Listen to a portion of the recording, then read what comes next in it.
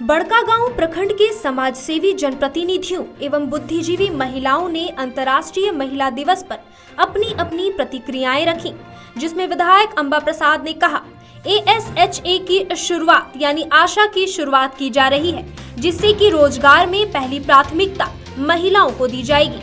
115 महिलाओं के समूह को अंबा सशक्तिकरण अभियान यानी आशा के अंतर्गत विभिन्न प्रकार के जनोपयोगी वस्तुओं के उत्पादन, मार्केटिंग तथा आवश्यक सेवाओं की प्रसार से आमदनी का स्रोत सुनिश्चित किया गया है। एवं जब भी कोई कंपनी क्षेत्र में आती है और जमीन का अधिग्रहण होता है, स्थानीय किसान और निवासी विस्थापित हो जाते हैं और आजीविका के लिए रोजगार की तलाश में अन्यत्र जाने को विवश हो जाते हैं। इसलिए मैंने स्थानीय लोगों को रोजगार से जोड़ने को अपनी प्राथमिकता बनाई है। उसी क्रम में तत्काल में गरीब विधवाओं के लिए स्वरोजगार के साधन उपलब्ध कराने के लिए इस अभियान की शुरुआत कर रही हूँ। अभियान में स्थानीय बेरोजगार विस्थापितों, प्रभावितों और महिलाओं को अभियान के अंतर्गत विभिन्न प्रकार के रोजगार से जोड़ा जाएगा।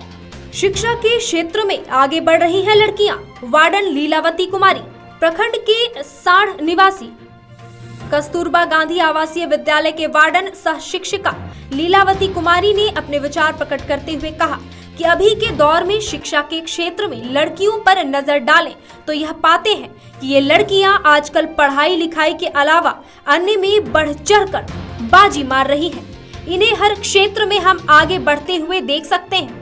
भारतीय संविधान के प्रावधान के अनुसार पुरुषों की तरह सभी क्षेत्रों में महिलाओं को बराबर अधिकार देने के लिए कानून है। अपनी निजी स्वतंत्रता और स्वयं के फैसले लेने के लिए महिलाओं को अधिकार देना ही महिला सशक्तिकरण है।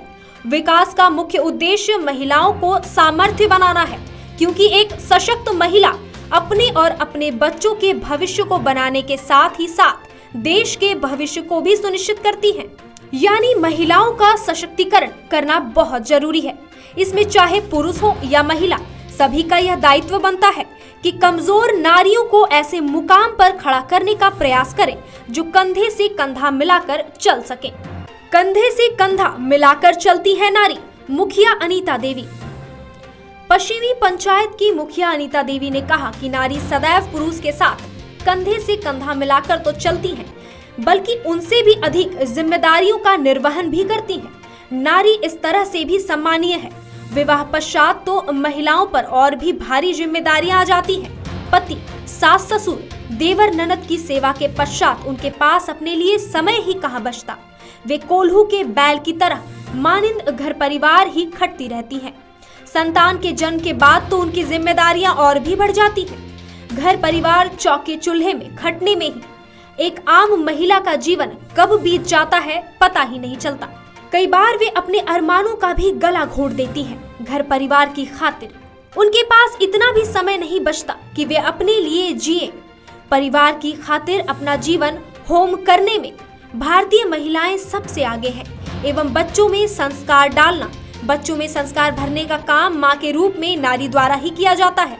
यह तो हम सभी बचपन से ही सुनते चले आ रहे हैं कि बच्चों की प्रथम गुरु माँ ही होती है। माँ के व्यक्तित्व कृतित्व का बच्चों पर सकारात्मक और नकारात्मक दोनों प्रकार का असर पड़ता है। महिलाओं के साथ ना हो अभद्र व्यवहार। मुखिया साधना कुमारी। पंचायत चेपाकला के मुखिया साधना कुमारी ने अपने विचार रखा कि महिलाओं के साथ किसी प्रकार का अभद्र व्यवहार ना हो। हम आए दिनों अखबारों और न्यूज चैनलों में पढ़ते व देखते हैं कि महिलाओं के साथ छेड़छाड़ या सामूहिक बलात्कार, दहेज को लेकर प्रताड़ित व हत्या नैतिक पतन ही कहा जाएगा। शायद ही कोई दिन ऐसा जाता हो जब महिलाओं के साथ अभद्र व्यवहार का समाचार न हो। साथ ही साथ उनके सम्मान और अस्मिता की रक्षा करना भी जरूरी है। शिवाडीह के जलसहिया रेखा ने विचार प्रकट किया कि भ्रूण हत्या एवं नारी के परिणाम को समझें। भ्रूण हत्या और नारी की अहमियत न समझने के परिणाम स्वरूप महिलाओं की संख्या पुरुषों के मुकाबले कम होती जा रही है। इंसान को यह नहीं भूलना चाहिए कि नारी द्वारा जन्म दिए जाने पर ही वह दुनिया में अस्तित्व में आता है और यहाँ तक पहुँचता है।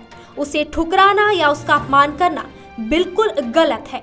भारतीय संस्कृति में महिलाओं को देवी, दुर्गा व लक्ष्मी आदि का सम्मान दिया गया है।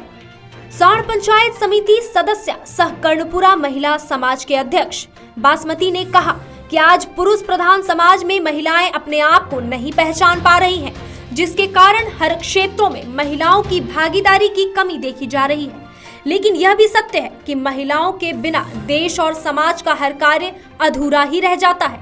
अपनी मर्यादा में रहकर अपने अधिकारों को पहचानते हुए तथा पुरुषों को सम्मान देते हुए महिलाओं को हर क्षेत्र में आगे आने की आवश्यकता है।